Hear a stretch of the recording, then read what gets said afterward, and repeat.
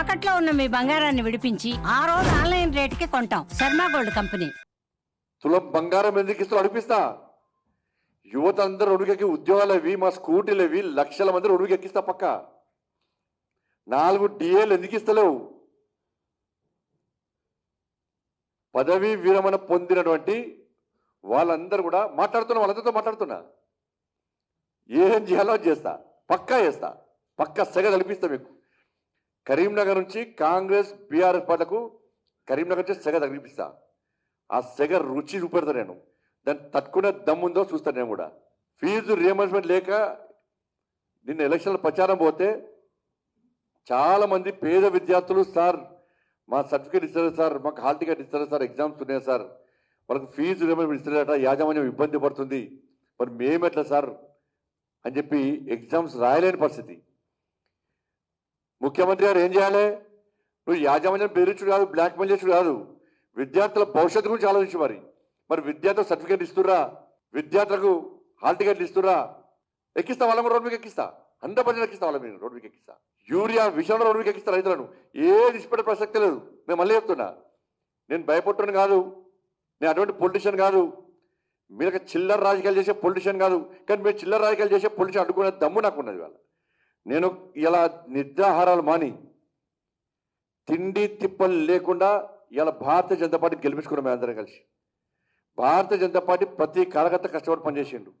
Bharatiya Janata party ప్రతి నాయకుడు కమిట్మెంట్తో ఒక టీమ్గా ఏర్పడి కష్టపడి గెలిపించుకున్నాం. ఇవాళ మా కమిట్మెంట్, మా మీద నమ్మకం విశ్వాసంతో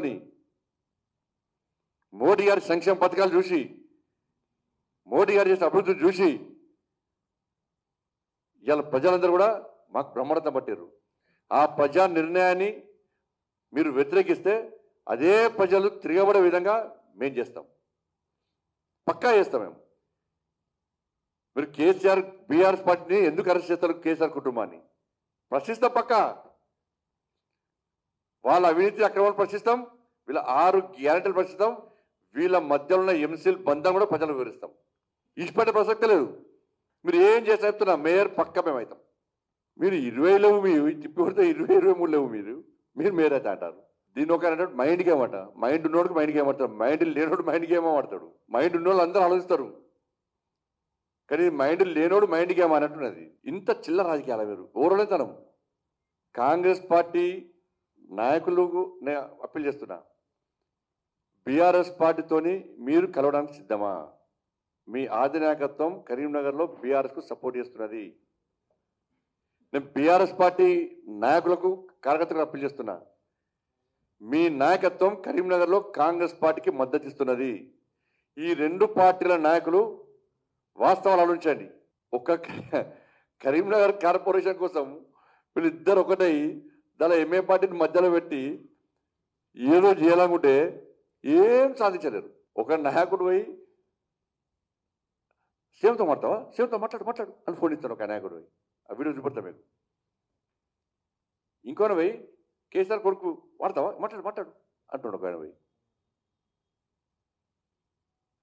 అంటే గిద్ద దిగజారి ఒక కార్పొరేషన్ మేయర్ కోసం గిద్ద దిగజారి రాజకీయాలు చేస్తే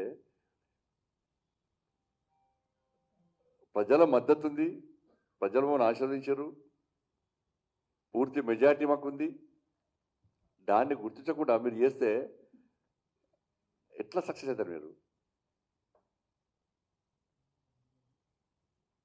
కానీ ఈ 2 పార్టీల అధిష్టానం స్పష్టం చేయాలి. ఈ 2 పార్టీల కార్యకర్తల నాయకులు వాస్తవాలు ఆలోచించండి, రాబోయే భవిష్యత్తును ఆలోచించండి.